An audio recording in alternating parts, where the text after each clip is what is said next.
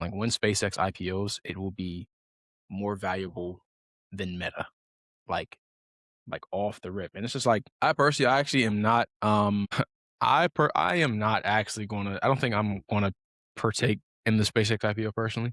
Um I think I'm gonna wait a few months, probably 6 to 8 months before I do actually invest. I think that I'm sure like a lot of people understand, like when it comes to IPOs, more times than not, they tend to be more of like a kind of like a rug pull. Like you see it race to these all-time highs. It's trading at all-time highs, all-time high valuations. Everyone's pumping it, pumping it, pumping it, and then a day or two later, drops back down, and then the price is a bit more regulated. That isn't even so much what I'm concerned about. That happens with just about every IPO. The thing I'm concerned about here is that when you actually look at SpaceX, their revenues and what drives the company, they burn cash, bro. And it's like I know that's kind of like been the stipulation between a lot of these IPO, like especially with Anthropic and OpenAI, but SpaceX is on a different in a way different tier to me. When you look at their numbers, and I'm just referencing fiscal year 25, ending December 2025 for like so SpaceX, they have different streams of business and streams of revenue. So obviously their space business operates with a 67% gross margin. Their connectivity business, so Starlink, operates with the 48% gross margin, and then AI. So that includes XAI, Grok, and then X or Twitter, I guess, and they operate with a 32% gross margin. So you can think of these three kind of, I guess, streams like the main sources of revenue and whatever. And so I'm just going to break this down really briefly for you guys just so that you can kind of understand like my stance on it, right? So the space business brings in 4.1 billion a year. That's up 8% year over year. The connectivity business, so Starlink, that brings in 11.4 billion. That brought in 11.4 billion, so up 50% year over year. The AI business brought in 3.2 billion, which is up 22% year over year. And I'll also give them credit for that because I'm sure you guys, have seen with the major deal that Anthropic signed with Elon Musk is his XAI company. They're basically paying them $1.25 billion for compute for the next few years. I think locked into like 2029 or 2030, something like that. So all up, their revenue is $18.7 billion. Sounds good. Up 33% year over year, making money.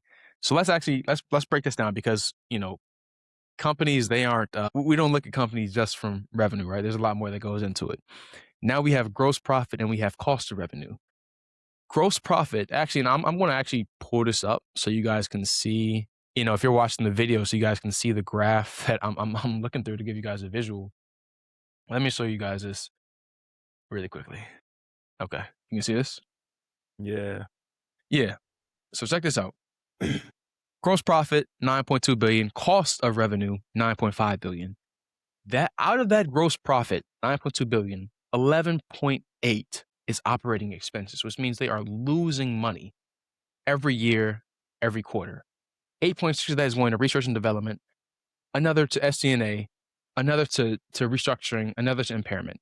So they are operating on they're moving with an operating loss of 2.6 billion, a 14% margin, the 17% or 17-point delta year over year.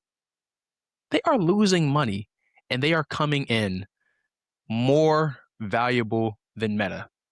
And it's just like, you have to sit there and you have to think, like, is this, I know we throw the bubble term around. I personally would like to be on the sideline for a bit.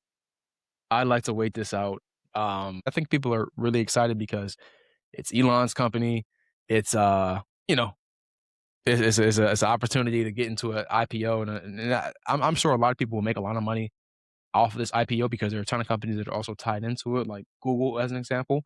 But it's just like, when I look back at it, and I like to pull this one up as well. Sorry, give me one sec. I'm gonna show this one too. So this is Meta's, who would be considered less valuable than the SpaceX once they IPO. But man, Meta, this is fiscal year 24. This isn't even super. Actually, this is as an example. Let's just bottom line here. Meta is net profiting $62.4 billion year over year. Look at their revenue. Look at how much more green there is. SpaceX is literally losing cash losing billions of dollars a year.